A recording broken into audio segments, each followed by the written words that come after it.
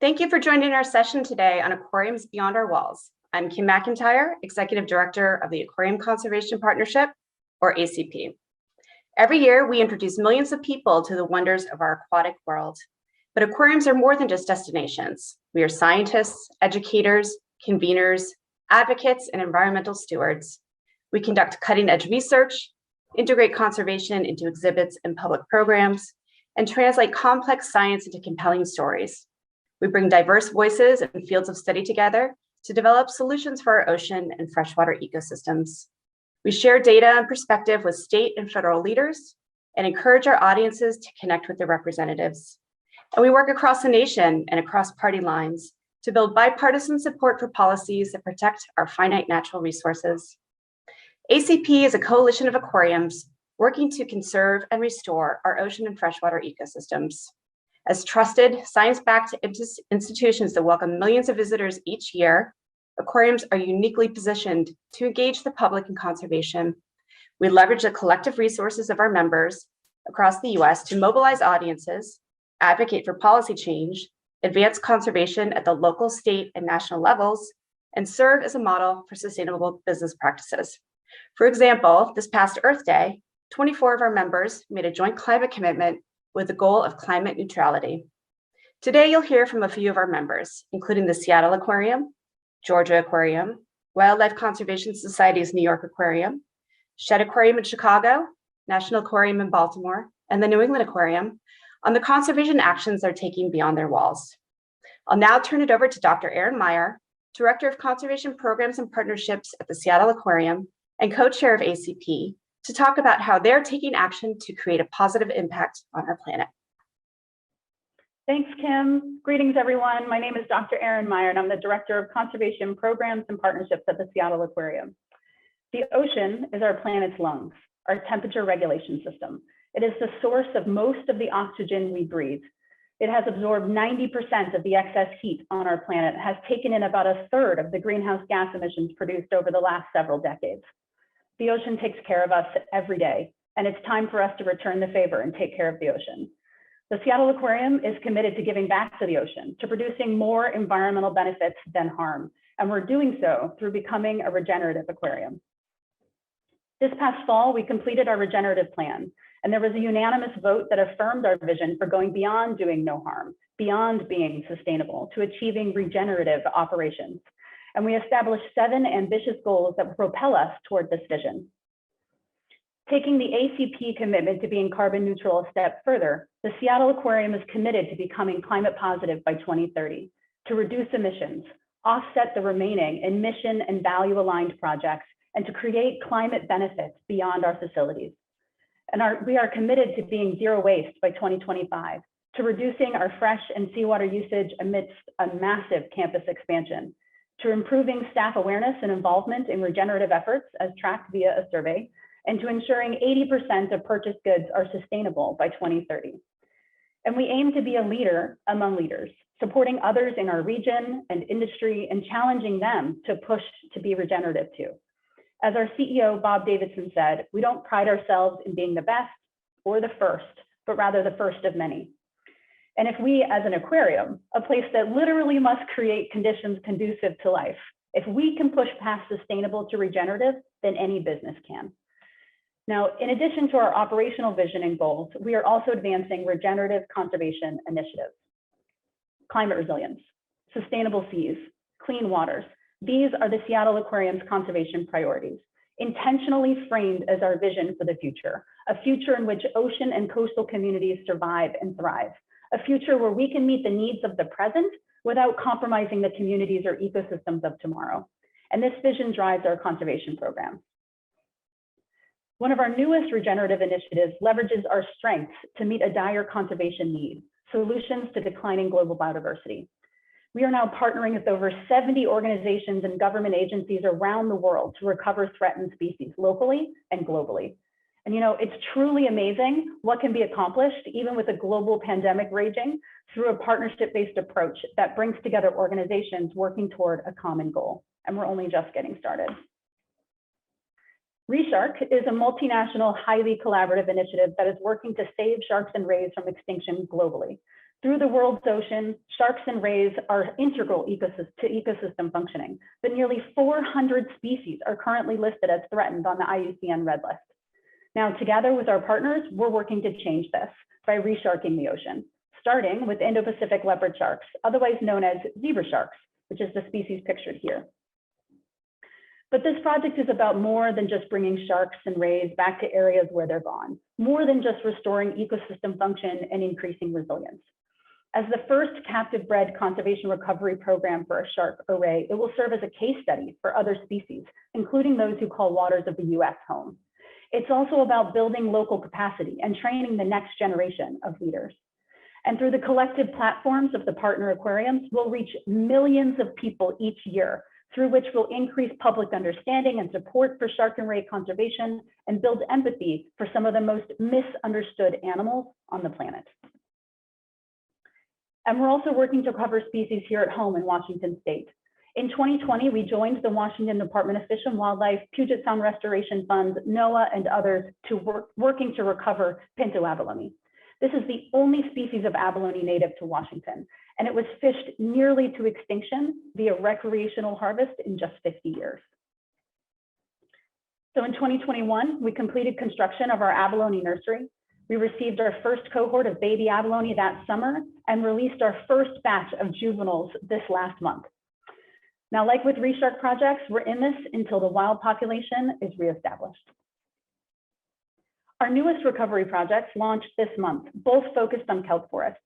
These underwater forests create habitat for a myriad of ecologically, economically, and culturally important species, from abalone and sea stars to rockfish and salmon to sea otters and orcas.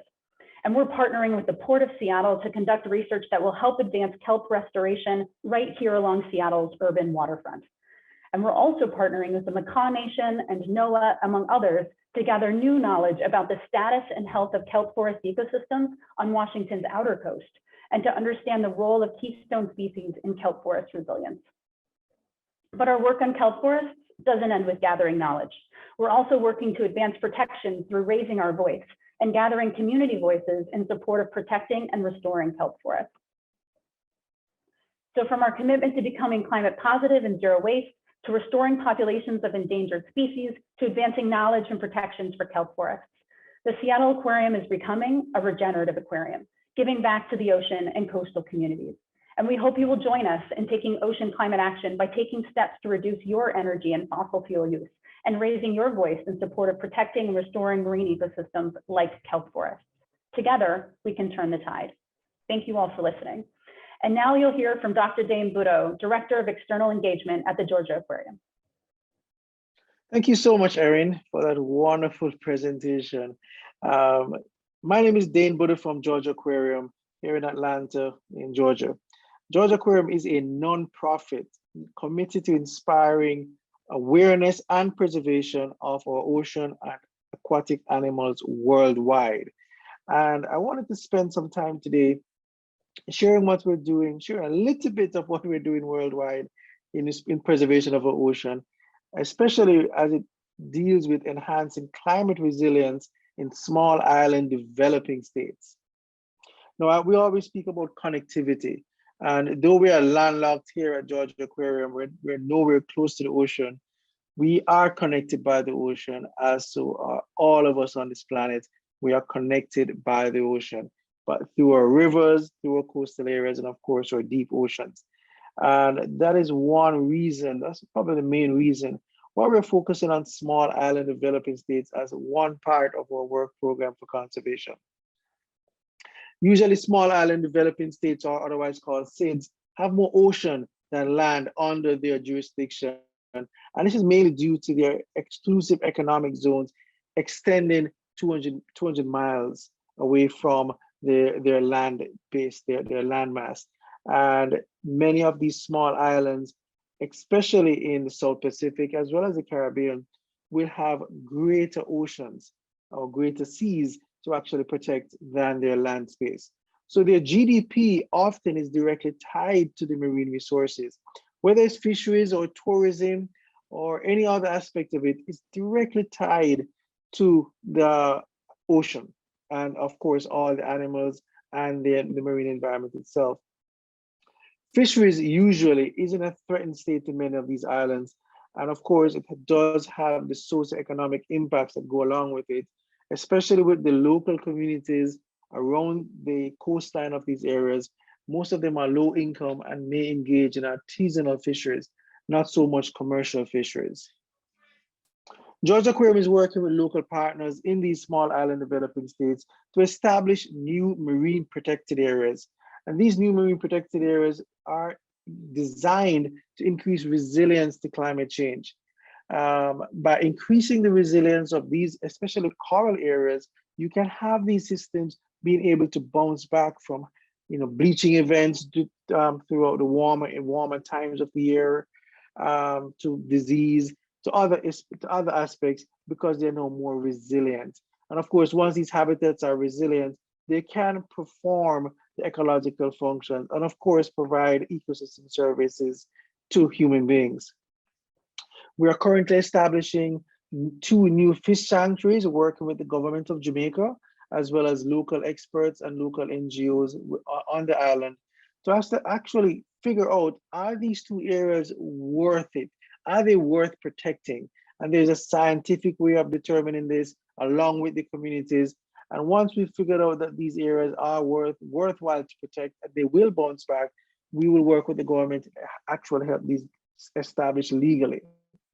We're also doing hope spots along with Silver Earl Alliance and Mission Blue to establish these hope spots, these special areas around the world, ecologically important areas, socially and culturally extremely important areas, to provide hope that these areas will help the oceans to bounce back and retain their resilience for generations to come. We're exploring St. Helena Island, Dominica, among other areas, to designate these with Mission Blue as hope spots around the world. Using our platform here at Georgia Aquarium in public awareness and education, we want to increase the knowledge of marine conservation and climate action around the world. Bringing some of these stories that are not often told, some of these stories coming from these tiny local communities around the world, taking them to Georgia Aquarium and showcasing these stories to bring life, so to speak, to some of these issues, some of these really hard and heart-rending issues, to bring them to life to the 3 million visitors that visit the aquarium, as well as the many thousands of students involved in our K-12 programming. We want to use this platform as well to help to increase funding support going to these grassroots communities, so they can do those in detail work, that on the ground work with conservation, where there's restoration activities or species conservation as well. For the 50th anniversary celebration of the marine sanctuary system, we are developing, and we will be mounting a temporary exhibit highlighting the history and work of the sanctuary system, starting this summer, and have it in place for this summer and extended all throughout the year. We will be also having an event on October 12th featuring John Armour, director of the sanctuary system, speaking at this event here, being attended by about 200 persons, as well as, we're looking at actually broadcasting this as a live feed as well. So we want to do our part at Georgia Aquarium to really bring life and bring attention, more attention, to marine systems and marine sanctuaries all around the world, not just in the United States. Because again, we are all connected. And with that, I want to turn it over to Noah Chesnin from the WCS to share with you about the Hudson Canyon in New York. Thank you so much. Thank you, Dr. Dayne Buddo. My name is Noah Chesnin, and I work for the Wildlife Conservation Society's New York Aquarium. I'll be joined by Brynn Heller, a high school student and Discovery Guide volunteer with the aquarium, and we're going to talk a little bit about the work we're doing together to protect Hudson Canyon.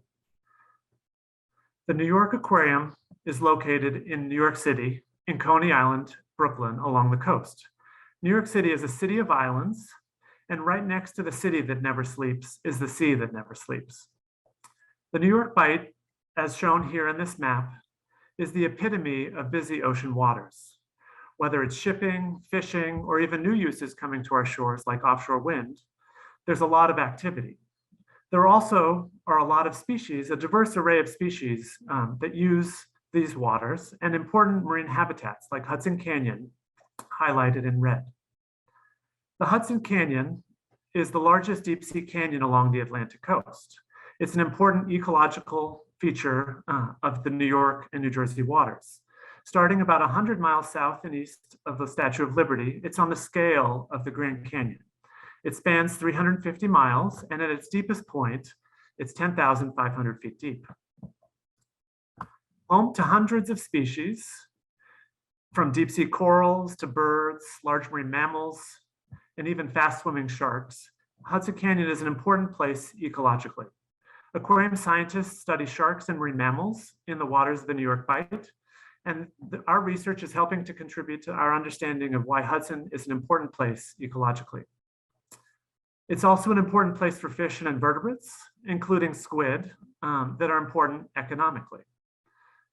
And Hudson Canyon is very important economically, whether it's shipping, commercial and recreational fishing, bird watching, whale watching.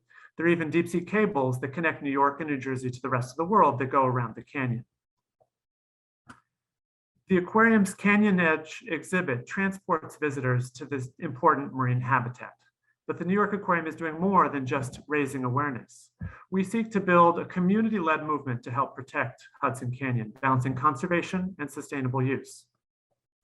Back in 2016, the New York Aquarium worked with a diverse coalition of stakeholders to nominate Hudson Canyon as a national marine sanctuary. We are seeking to permanently protect the canyon from oil and gas and mineral exploration and development. We recommend that fishing continue to exist under existing authorities, and that if designated, a sanctuary would increase investment in research, monitoring, and STEM education, and that these investments could be targeted to connect diverse communities across New York City, New York, and New Jersey that have historically been underrepresented in STEM.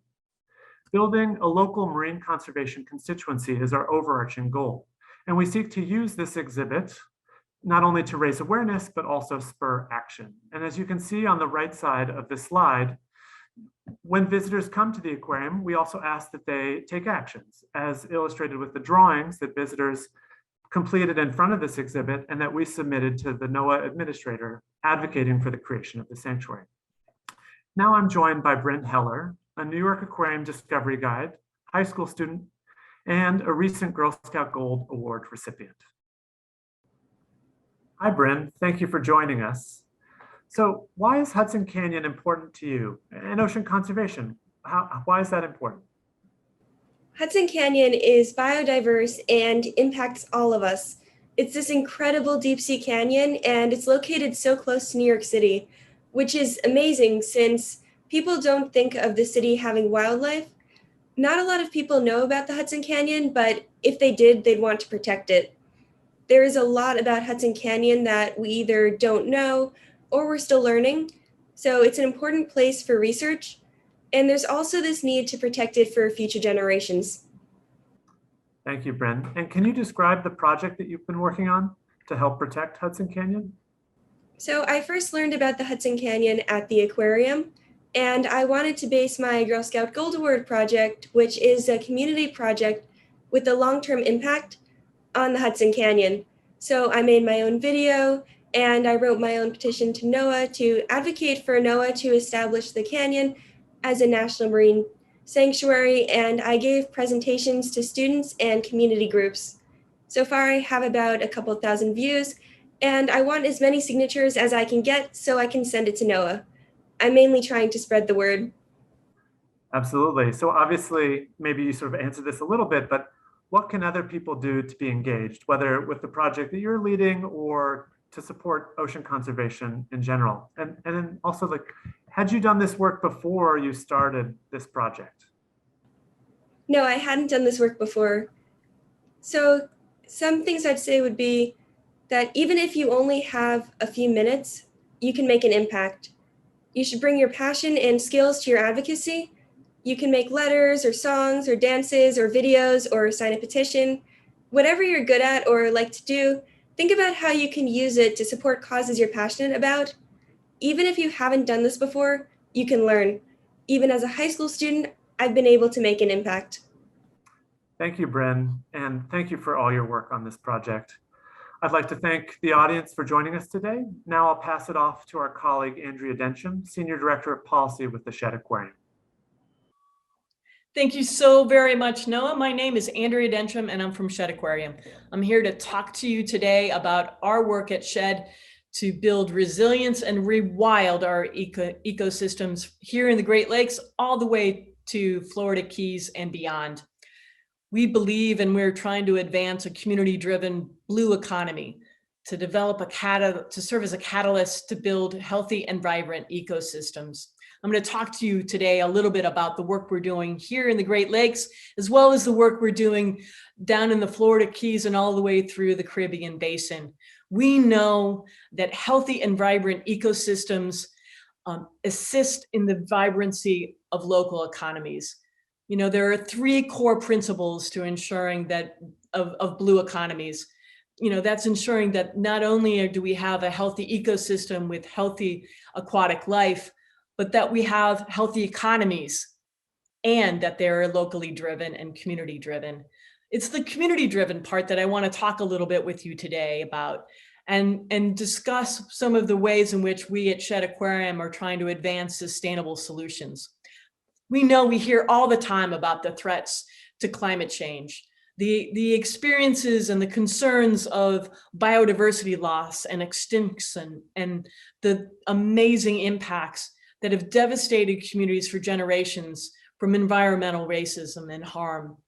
We believe that there are ways for us to move forward to not only find solutions for today, but to build healthy and vibrant communities for generations to come. This means that we advance and incentivize sustainable business practices, from healthy ecosystems that are advancing nature-based solutions for our nearshore habitats, to incentivizing regenerative agriculture and moving away from pesticides and toxins into our economy, into our ecosystems, as well as ensuring that we're moving towards solutions like sustainable shipping and ports. We know here in the Great Lakes that we can be a model and a solution to ensuring that we're reducing our carbon footprint and increasing sustainable solutions. I want to talk a little bit more about the work that we're doing, not only in our Great Lakes region, but down in the Florida Keys. We believe that we need to be part of the solution, whether it's through education, research, or conservation efforts. We also believe that it's important for us to expand the amount of sanctuaries. We're extremely proud of the brand new Wisconsin Marine Sanctuary that just began in 2021. But we also know that it's critically important, as we continue to grow the sanctuaries in our Great Lakes Basin, that we have it be driven by local communities, that we have tribal leadership that are a part of it. And we believe that that is true not only in the Great Lakes, but across the United States. Here in Chicago, we're doing some great work in the industrial Midwest. We're moving from the damage and harm caused by our old industrial factories to build new and resilient ecosystems. On one side of the picture, you see an old picture of what is known as Bubbly Creek, a highly polluted and damaged ecosystem that were part of the Chicago River. To your right is the picture of us rewilding that river, working with local communities, teaching the next generation of conservationists to be a part of the solution, and ensuring that more people have access to aquatic space, to fishing, to kayaking, and to nature, which can provide resilience and rebirth to many highly impacted communities. We also know that we need to find smart science-based solutions to some of the hardest challenges. That includes the kind of work that our scientists are doing to find resilient coral in the Caribbean Basin. It's also part of the work that we're doing to work with local fisheries and hatcheries to find local solutions that is community driven, that enhance fisheries, local economies, make sure that the neighbors in those regions are hired and employed, but also save highly impacted species like conch, who have been overfished and overharvested for years. It is only when we work together with local communities, thinking thoughtfully about the impacts on their local homes and communities and neighborhoods, that we're going to be able to save ecosystems for the next generations. We in Chicago believe that the work we've been able to model in our Chicago River Initiative is one that doesn't end in Chicago. We believe that it can be replicated in Cleveland and in Milwaukee and in Toledo and in Buffalo. And we believe that these models can advance one of the core objectives that the White House has been discussing over the last 2 years, which is the Justice 40 initiative, making sure that the local communities in our regions that have been highly impacted by generations of pollution and harm are the first ones to receive resources, to get access to nature, and to be able to enjoy the amazing resilience that can come by looking nature in the eye. Those of us here at SHED want to work in partnership with all of you across the country to build healthy and resilient blue planet, to do it so that our next generation can be able to advance a healthy and brilliant community.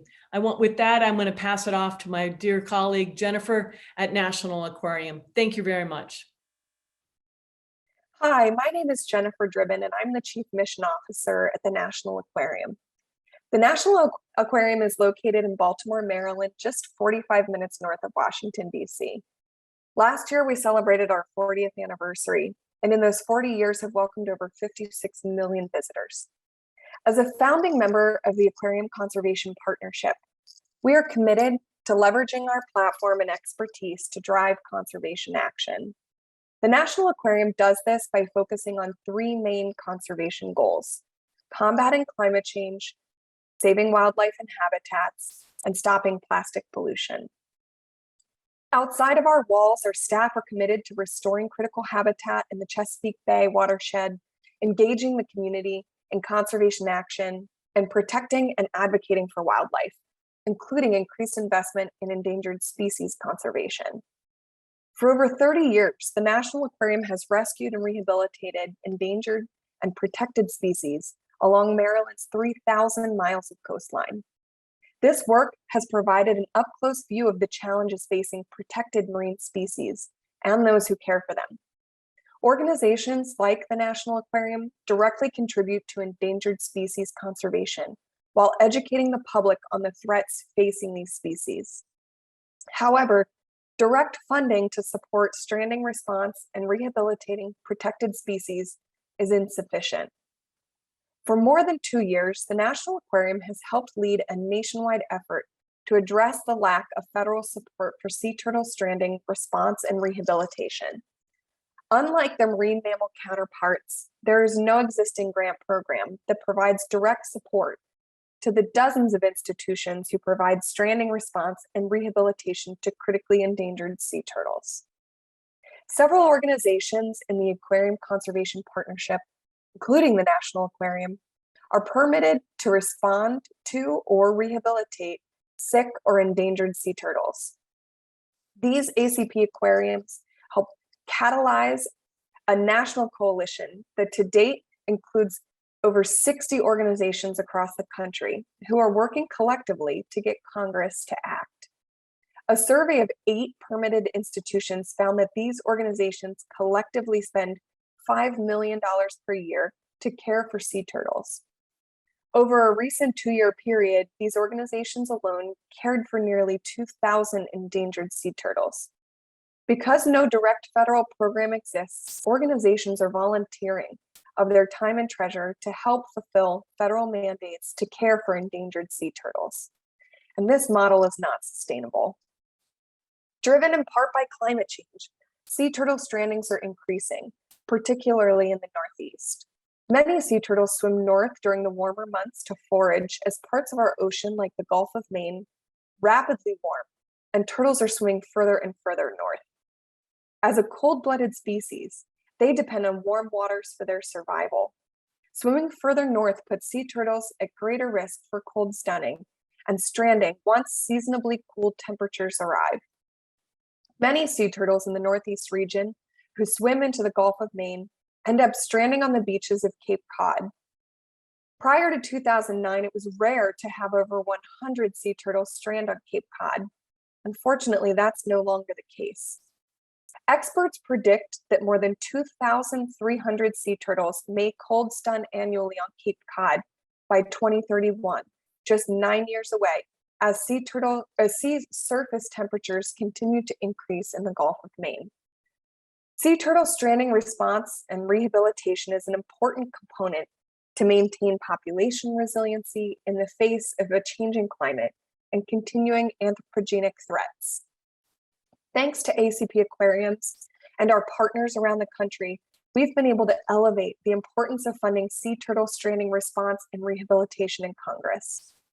More than 36 members of Congress have endorsed our calls for direct support for sea turtle stranding response and rehabilitation. And in last year's budget, Congress acknowledged the need for additional direct support for this work. In the months ahead, we will continue to work with our congressional partners to include funding in next year's budget and pass legislation to permanently address the lack of direct support for sea turtle stranding and response and rehab. We invite you to learn more about how you or your organization can help by visiting aqua.org. Next, you'll hear from one of our partners at New England Aquarium, Sarah Ryder, about their efforts to protect wildlife through species conservation. Thank you. I'm Sarah Ryder, the Director of Ocean Policy at New England Aquarium's Anderson Cabot Center for Ocean Life. Like many of the aquariums you've heard from today, New England Aquarium's conservation impact extends far beyond its walls. Located on Central Wharf in Boston, the New England Aquarium is beloved and iconic ocean conservation organization and waterfront steward. We work to inspire people to protect and preserve the ocean so that it remains a vibrant and vital resource for future generations. Our dedicated research institute, the Anderson Cabot Center for Ocean Life, is a global leader in applied marine research and conservation practice as well. We have a front row seat to the impacts of climate change, from our waterfront extending into the rapidly warming Gulf of Maine. A major transformation of the ocean-based blue economy is underway with the development of offshore wind and aquaculture, among other viable blue economy innovations. In an already crowded ocean, we support the need for rigorous, scientifically based review of industry development and practices, from renewable offshore energy to fishing. The blue economy of the future is one where clean energy and food security needs are met alongside the safeguarding of endangered, threatened, and protected species like the North Atlantic right whale and marine habitats like the Northeast Canyons and Seamounts Marine National Monument, both of which I'll be discussing today. The large and highly mobile North Atlantic right whale is critically endangered and faces extinction. While the primary causes of the North Atlantic right whale mortality are due to entanglement in fishing gear and vessel strikes, the species recovery is also threatened by low reproduction, habitat loss, and intersecting impacts associated with climate change. With 4 decades of scientific research contributing to solutions that aim to protect right whales from entanglements and vessel strikes, while also keeping users on the water, we are acutely aware that the North Atlantic right whale is, and will likely continue to be, on the move under future climate scenarios.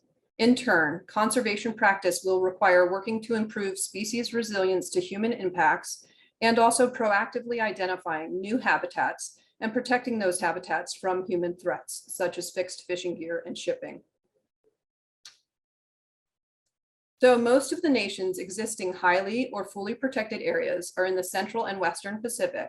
Lying just 130 miles southeast of Cape Cod is an underwater expanse home to diverse and vibrant deep sea ecosystems that include important corals, fish, endangered whales, and other marine mammals. And it is an important feeding and nursery habitat for many endangered species. Scientists from New England Aquarium and Mystic Aquarium, among others, provided crucial scientific evidence that helped designate this marine national monument in 2016. Rich in biodiversity, the Northeast Canyons and Seamounts Marine National Monument spans nearly 5,000 square miles and is a national treasure for the American public, for scientific discovery, and for the incredible ocean wildlife it contains. But designation as a monument alone did not protect these underwater canyons and seamounts when in 2020, the Trump administration opened the monument to commercial fishing. New England Aquarium's ongoing research and aerial surveys in the monument continue to illuminate the importance of this area for biodiversity and climate resilience. And in July of 2021, New England Aquarium scientists published research that shows the diversity in the marine mammal community and the various types of data that we collect, which you see here on this slide. The results of this study demonstrated that opening the monument to commercial fishing reduces species protections. 3 months after this study came out, President Biden signed a proclamation restoring protections for the monument. Restoring the monument's protections from harmful human activities, including commercial fishing, supports the health of the ocean, which protects our planet from the growing impacts of climate change. We will continue to conduct research to inform the management of the monument as agencies prepare this summer to launch the scoping period for the Northeast Canyons Management Plan. Research published just this year found that the monument contains some of the highest marine mammal diversity along the entire East Coast. The study, published in Conservation Science and Practice, used data from aerial and boat surveys conducted by 49 organizations between 1979 and 2020 to calculate marine mammal species diversity in the North Atlantic Ocean between Florida and Nova Scotia, Canada. The data set contained over 180,000 sightings of more than 1 million animals from 30 unique species or species groupings. This work helps us better understand how to best protect biodiversity as waters face increasing impacts from human activities and climate change. And it contributes to the Biden-Harris administration's goal to conserve 30% of US lands and waters by 2030, a goal shared and supported by the New England Aquarium. Aquariums are a window into the world of the ocean, and the wonder experienced by our collective community of visitors extends far beyond our walls, fueling our passion to protect marine species like the North Atlantic right whale and underwater areas rich in biodiversity like the Northeast Canyons and seamounts. We will continue to conduct science by sea and by air to better understand how our ocean and its inhabitants are responding to impacts associated with climate change and human use. Extending far beyond our walls, our globally recognized applied marine research contributes much needed information to advance animal and ocean health, promote the responsible use of the ocean, and inspire and develop ocean advocates. Now I'll turn it back over to Kim McIntyre, the Aquarium Conservation Partnership's Executive Director, for closing remarks. Thank you, Sarah. ACP comprises institutions around the country, but we share a common objective: to ensure our lakes, ocean, rivers, and streams are healthy and resilient. We believe aquariums can accomplish more together. Gathering our resources, knowledge, skills, and ideas, we work as a team to develop stronger, more effective solutions to the threats facing marine and freshwater ecosystems. As you heard from some of our members today, we do not just talk about conservation, we act on it. We consider which efforts will have the greatest immediate and lasting impact, and we act boldly on behalf of the planet and of the wildlife and people who depend on healthy waters. We invite others to join us because we believe every person has the agency to make change, and we act with optimism because although we recognize the urgency, we know it is not too late to restore our ocean and freshwater ecosystems. Thank you so much for joining us today.